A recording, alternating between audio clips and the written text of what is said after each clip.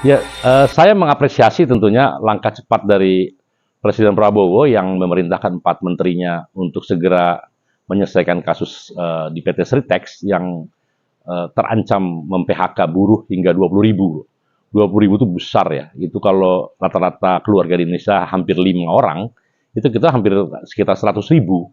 100.000 orang itu harus diselamatkan karena mereka kalau di PHK ya akan menjadi miskin gitulah kira-kira.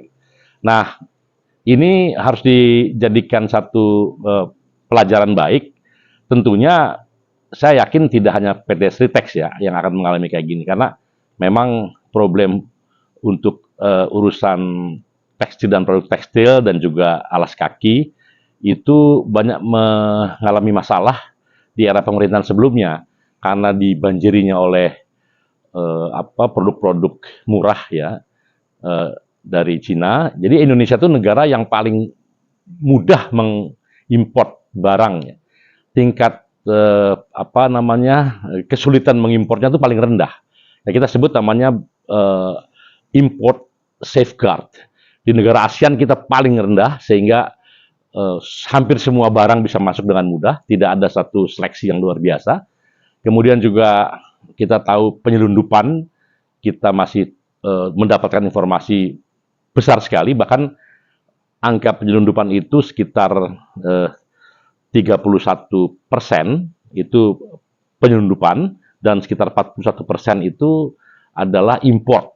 Ya, sehingga seluruh pabrik tekstil, produk tekstil yang ada di Indonesia ini kira-kira cuma utak-utak dengan memenuhi 28% di pasar dalam negeri. Nah, bayangkan kalau ada keseriusan dalam menegakkan hukum dalam import ilegal atau penyelundupan, begitu juga pengetatan import yang katakanlah bukan diketatkan kita kayak negara yang protektif begitu, minimal disamakanlah dengan Malaysia, dengan Thailand gitu atau dengan negara-negara ASEAN, maka itu mungkin sudah bisa mengurangi import yang ugal-ugalan selama ini gitu.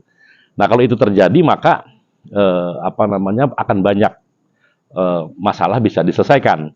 Karena itu mitigasi ini bukan hanya pada Sritex tapi pada seluruh industri tekstil dan produk tekstil utamanya dan bukan menggelontorkan uang dalam pengertian dibuang begitu saja, tapi kan ada mekanisme semacam bailout dan kemudian pabrik itu dihidupkan kembali dan pasarnya kemudian dijaga, maka kemudian akan tumbuh lagi industri itu.